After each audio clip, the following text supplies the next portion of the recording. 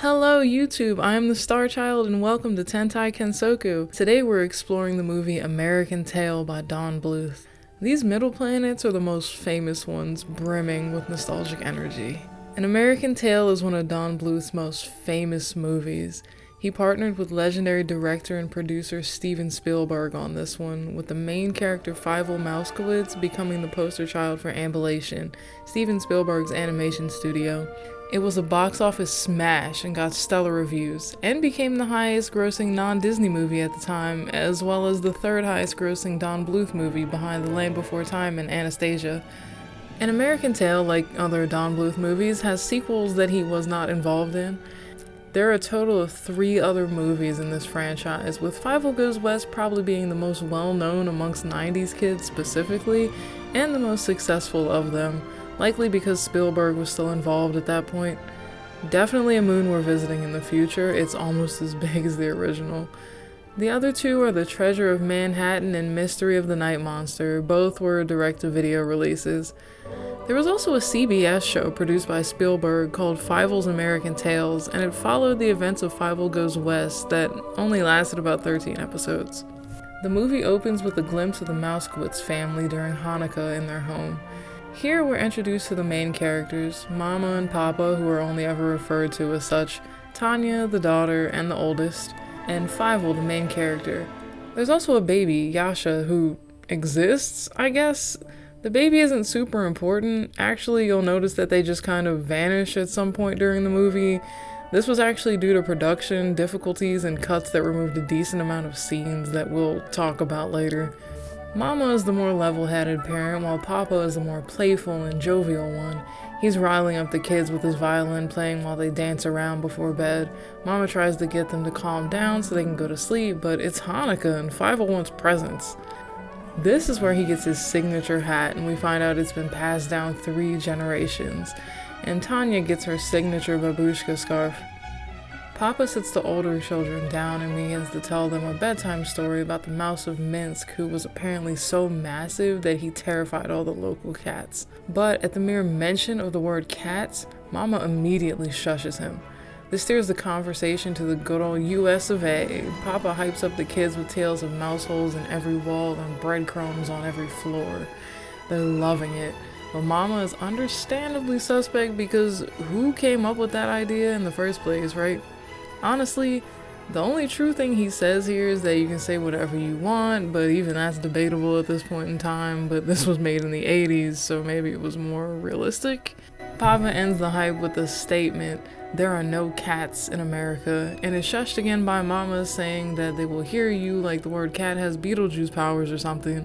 But maybe she's right, because at that exact moment the village they lived in is attacked by a group of Cossacks who go on an anti-Semitic arson attack through the square. Meanwhile, their cats attack the village mice, including our protagonist.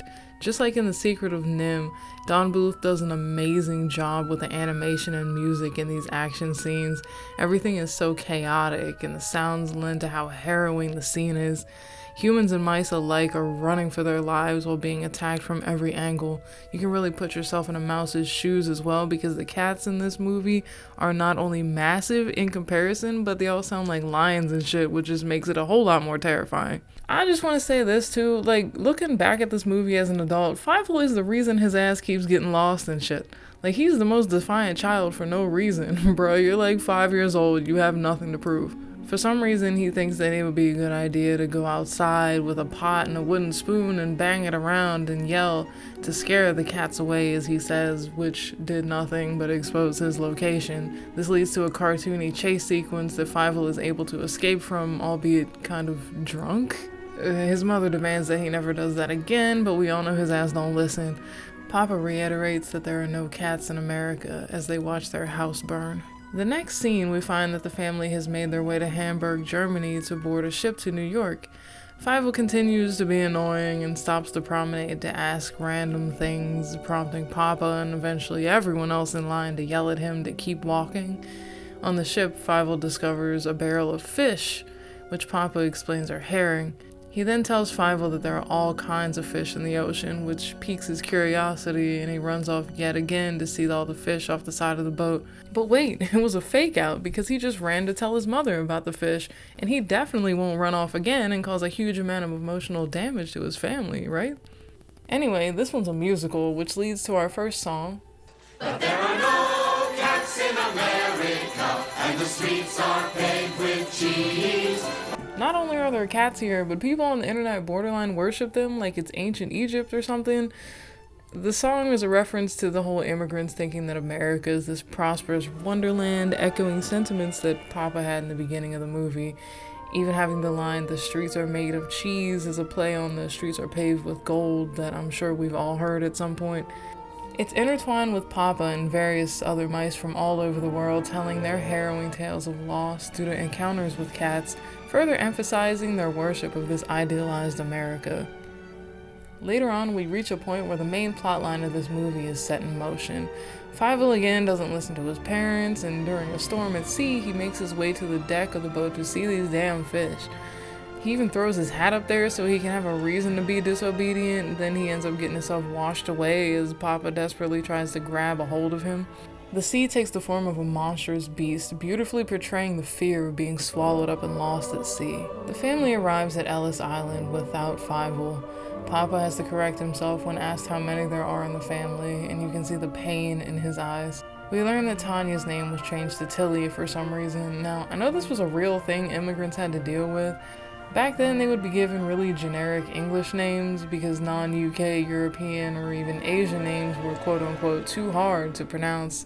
But Tilly and Tanya both have the same amount of letters, and Tilly isn't particularly easier to say than Tanya, but whatever. We cut to Fievel having survived the trip across the sea in a glass bottle that washes up on the shores of New York. Here he meets a French pigeon named Henri, or Henry. Fievel explains that he doesn't know where his family is and that they went to America. Henri tells him that this is America and explains that they're on an island where the Statue of Liberty is being built. Actually, Henri specifically states that he's building the statue himself, which is hilarious until we see him actually doing construction in the next musical number. This was a nice touch. Lady Liberty was indeed a gift from the French, and I love that they kept her original bronze color. If you didn't know, the statue was actually made of copper and was not always that signature green. She just oxidized over years of standing out there by salt water. Henri cleans up Fievel and sings him a song called Never Say Never to encourage him to not give up hope in finding his family. He calls one of his female backup singers to take Fievel to immigration to find his family since everyone has to go through there. Which honestly would be a great idea since that's where they'd be keeping all the records of people. But this bitch drops him off at a con man's house? I mean, like, look at this shit. It's clearly not where he was supposed to be. Here we meet the main villain of the story, Warren T. Rat. Now, my second time watching this, I was taking notes for the script. I noticed something really interesting about his character design, but I'll get into it later. We'll put a pin in it for now. Fievel, being an innocent kid, just tells Warren that he is looking for his family, and Warren, being a money-hungry asshole, tells Fievel that he knows exactly where they are, and the two of them walk off. Next, we see the Mousekewitz family with a memorial to their supposedly lost son, but Tanya says she has this nagging feeling that Fievel is actually still alive. Her grieving parents just assume that she's in denial. Tanya gets up to look outside of the sewing bag they're calling home to reveal that Fievel and Warren are literally right below them. This part of the storytelling is perfect in my opinion. They are constantly missing each other in this movie, like by a few seconds or even a few feet. Multiple times in this movie, if someone just turned their head slightly or happened to walk into the room a little earlier, the movie would have been over way before it started.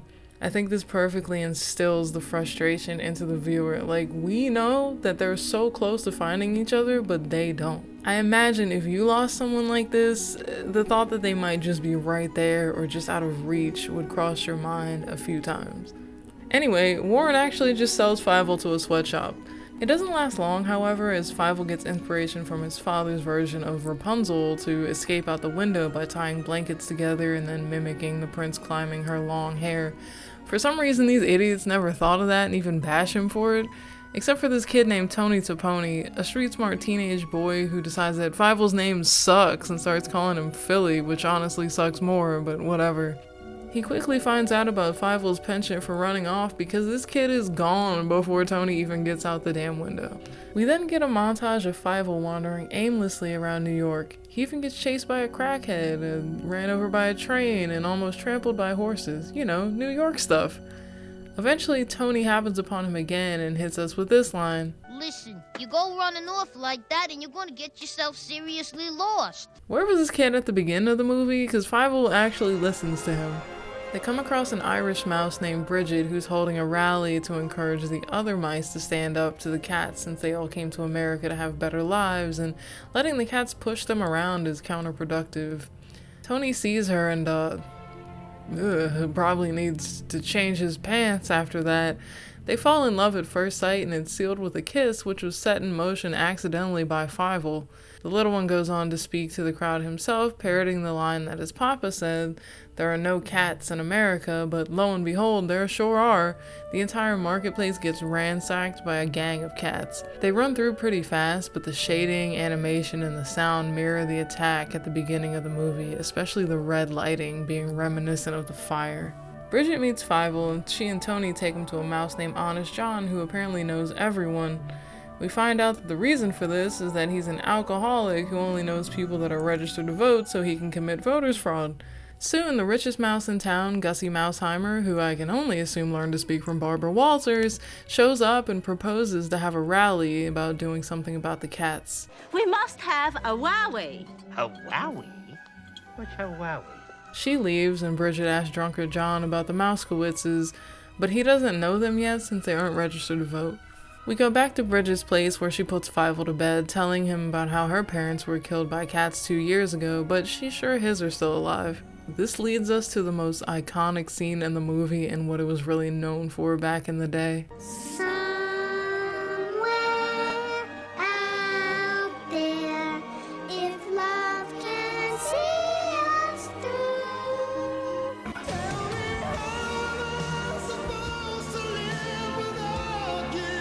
I didn't realize it at the time, but Somewhere Out There was written specifically for this movie. Steven Spielberg brought in songwriters Barry Mann and Cynthia Weil to bring this masterpiece to life.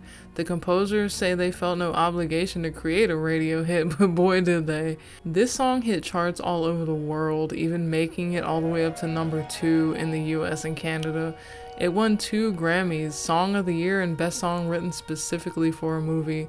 Hell, Liza Minnelli even gave an outstanding performance of it at Carnegie Hall in 1987. Not explicitly being romantic, it really captures the feeling of having hope that a loved one is still out there one day and that you can see them again, despite the distance or circumstances. The song really captures the so close but yet so far theme of this movie. At Gussie's wowie, she's hyping everybody up about how they came to America for freedom and the cats are in the way of that. Fievel's family is also there, but they can't see him because of some big hat lady sitting in front of him. Everyone starts getting into it until she asks for ideas. All the adults fall flat, but Fievel's childlike mind comes up with something wild, but Gussie decides that it'll work out after all. We cut to the mice heading into an abandoned oddities museum, and we see them all get together and start building with the effects left behind in there. Next, we find Fievel and Tony rushing to the pier because for some reason Tony has set the alarm to go off an hour after they were supposed to be there. I don't know what that was supposed to be. Fievel was mid-bath and falls behind as he attempts to run and dress himself at the same time. He then gets distracted by the sound of a violin playing coming from the sewer grate. Thinking it's Papa, he jumps down there and follows the music, only to find that it's a gang hideout for the Mott Street Maulers, the same gang that attacked the marketplace earlier. Here we meet Dom DeLuise's character in this movie, and probably one of his most famous characters from these Don Bluth movies, Tiger. He kinda comes off as a bumbling idiot, but I think they keep him around as muscle or something because he's massive compared to the other cats. We find that the music is actually coming from none other than Warren T. Rat. Now, here's the big reveal. Remember when I mentioned that his character design was interesting? It's because his nose is fake. We find out that Warren is actually a very small cat that disguises himself as a rat to get on the good side of the mice. Now, this is something that's easily overlooked as the nose was purposely chosen to be the same color as a lot of the rodents' characters' muzzles, but I noticed that the edges are sharp and unnatural, giving a hint to his true identity earlier in the film. This could easily be brushed off as an animation error, but I think it was a really clever way to foreshadow who the character really is without giving it away too early in the film. Fievel discovers Warren's true identity, causing the con artist to sick the entire gang on him. This leads to another goofy chase sequence where Fievel eventually gets away, but just when we all think he's safe, they grab him as he begins to walk away from the manhole he just got out of. We go back to Gussie and the others in the old museum and get more of a glimpse of their plan. The plan is to mock the cats to ensure they show up at the area at 6 a.m. on the dot, which is when a secret weapon will be released, causing the cats to run in fear for the only other structure around, a cargo ship heading to Hong Kong. There's probably a joke in there somewhere, but we're just gonna move on. Back at the Mauler hideout, we find out that Tiger is in charge of watching Fievel. He actually tries to cheer him up, but then Fievel tells him about how he lost his family, to which Tiger relates to this by saying he lost his years ago as well. The two introduce themselves to each other formally, and Tiger says he likes mice, causing Fievel to cry, thinking that he's gonna eat him, but Tiger then clarifies that he's actually a vegetarian. We find out that Tiger's just been playing the tough guy act to fit into the gang, and he and Fievel actually have a lot in common. The two sing a song about how they're both kind of misfits and have found a close friendship in one another due to the circumstances. An alarm is tripped and Tiger covers for Fievel to let him get a head start in running away. Fievel runs to the docks, inadvertently leading the cats there about 10 minutes early. The secret weapon is prematurely put into motion as Beerbelly John attempts to hold it back until they hear the boat whistle. Gussie and the other mice attempt to hold the cats back until she stops them when Warren enters. Fievel tells them all that he's actually a cat and the leader of the group. Warren tells them not to listen to Fievel and then attempts to bribe them into throwing Fievel and their money down just to ensure protection from the cats. Tony shoots him with a slingshot, causing his disguise to just fly off, revealing the truth to everyone. Which leads Warren to drop this line that every cheater has said. Hey, wait a minute. Who are you gonna believe? Me or your own eyes? Gussie tells them that he's through scamming and then he'll never get another cent out of any of them. Warren responds by lighting the entire museum on fire with the mice still inside. John finally stops the secret weapon at the door only to hear the boat whistle. Fievel burns the ropes to give everyone a boost and the weapon is revealed. They built a mouse-powered animatronic of the giant mouse of Minsk, a callback to the fairy tale from the very beginning of the movie. This is the second time Fievel's childhood stories gave him an inspiration to save the day. Loaded up with fireworks and roaring vocals, the Mouse of Minsk successfully chases the cats down the pier and into the water, but they grab a hold of the rising anchor and end up on the ship anyway. This scene is awesome. The animation is amazing, and it's a great callback to that first cat attack scene in the beginning, the tables now being turned. Slightly sober John congratulates Philly right in front of Tanya and Papa, so they think it's someone else. We cut to see Fievel passed out back inside the museum. Noticing that he's not there, Tony and Bridget start to call for him. Tony switches between Philly and Fievel. Tanya hears them calling for Philly Mousekewitz and is convinced that someone is looking for her brother. Papa, of course, brushes this off, but then Tanya reminds him about how they changed her name to Tilly and that Fievel's name may have been changed to Philly in the same way. She runs toward their voices and Papa finds Tony and asks him to tell Tanya that he's calling for a Philly, not a Fievel. After confirming that Philly is in fact Fievel, Papa still refuses to believe that it's their son until Bridget gives Mama Fievel's hat, revealing to the family that he's been alive this entire time. Tiger, having somehow avoided the ruckus, listens in on the scene from outside of a grate. We then see Fievel getting washed away as the firefighters hose down the museum. He ends up somewhere called Orphan Alley, where some really jaded asshole kids convince him that his family never cared about him and they'd be looking for him if he did. He kind of resigns himself to this fate and starts to cry in a puddle as the scene zooms out on hundreds of orphans sleeping in piles of trash. The next scene is another one that's a little weird because of all the cuts that were made, but the family, including Gussie, Tony, and Bridget, are all riding on top of Tiger, who they at some point met off-screen, as they look for Fievel. Gussie encourages Papa to keep playing his violin as they call out to the little one. Fievel, half asleep, hears the call. He realizes he isn't dreaming and calls out for Papa. Papa hears him, jumps off of Tiger, and runs toward his son, finally, at last, being reunited. The movie ends with everyone being carried by Henri and his girls to see the finished Statue of Liberty, who winks at Fievel and Tanya, instilling a brighter hope for the future in this new country. And there you have it, another classic. Don Bluth was really coming into his own with this one. That being said, it still had a lot of Steven Spielberg's hand in it as well. The goofy and cartoony chase sequences, for instance, don't really fit Don's style. This wasn't Spielberg's only stint in animation. He also did shows like Animaniacs and Tiny Toons, which were huge 90s properties that we'll definitely be exploring in the future. I personally remember watching Fievel Goes West a lot more than this one, but there were scenes that I perfectly remember from this first movie. Like I mentioned before, Somewhere Out There was iconic. I don't think a lot of people today even realize that it was made specifically for this movie.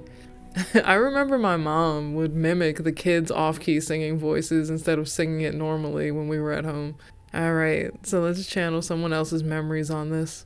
Amanda says, my very favorite animated movie going back to when I first saw it in theaters during its debut holiday season weekend in 1986. I loved and still love everything about it. The splendid animation of Don Bluth and his team, Steven Spielberg's great production and storytelling, James Horner's great musical score and songs, and the characters, very most especially the cute little main one, Fievel, a true animated classic that wasn't put out by Disney. Alright, I think it's time we move on from this one. Or should I say back to before time? If you have some of your own memories with Fievel, go ahead and throw them down in the comments, and if you want to come on this journey with us, hit that subscribe button to board the ship. Remember, embrace your inner child. Bye!